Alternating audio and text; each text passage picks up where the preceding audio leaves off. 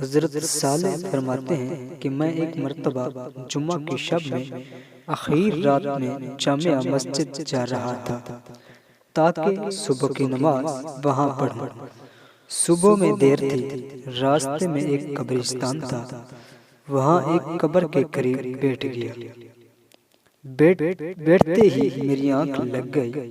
मैंने ख्वाब में देखा कि सब कब्रें शक हो गई और उनमें से मुर्दे निकलकर आपस में हंसी खुशी बातें कर रहे हैं। उनमें एक नौजवान भी कब्र से निकला जिसके कपड़े मैले और वो मगमूम सा एक तरफ बैठ गया। थोड़ी देर में आसमान से बहुत से फरिश्ते उतरे जिनके हाथों में ख़वान थे, जिन पर नूर के रुमाल ढके हुए थे। वो हर शख्स को एक एक ख़वान देते थे और जो ख़वान ले लेता वो अपनी कब्र में चला जाता था।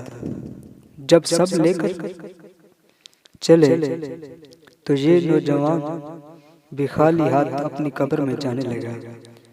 मैंने उससे पूछा कि क्या बात है, तुम इस कदर गमगीन क्यों हो और ये ख़वान कैसे थे? उसने कहा, ये ख़वान उन हदिया के थे जो जिंदा लोग अपने मुर्दों को भेजते हैं। मेरे कोई और तो है नहीं जो भेजे। एक वालदा है मगर वो दुनिया में फंस रही है। उसने दूसरी शादी कर ली। वो अपने खामद में मशगूल रहती है, मुझे कभी भी याद नहीं करती। मैंने उससे उसकी वालदा का पता पूछा और सुबह उस पत्ता पर जाकर उसकी वालदा को पर्दे के पीछे बुलाया और उससे उसके लड़के को पूछा और ये ख्वाब उसे सुनाया।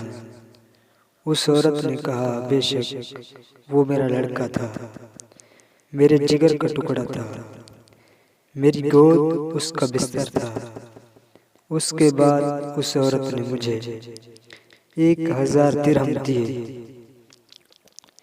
कि मेरे लड़के और मेरी आंखों की ठंडक के लिए इसको सदका कर देना और मैं आइंदा हमेशा उसको दुआ और सदके से याद रखूंगी, कभी ना भूलूंगी।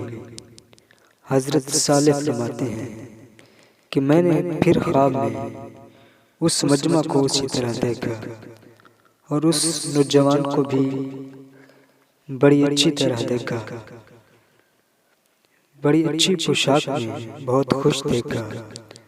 वो मेरी तरफ को दौड़ता हुआ आया और कहने लगा कि साले, हक ताला शानहू तुम्हें जज़ाए खैर अता फरमाए, तुम्हारा हदिया मेरे पास पहुंच गया। इस किस्म के हजारों वाक़ियात कुतुब में मौजूद हैं। बस अगर कोई शख्स ये चाहता है कि मेरी औलाद मेरे मरने के बाद भी मेरे काम आए तो अपने मुक़द्दर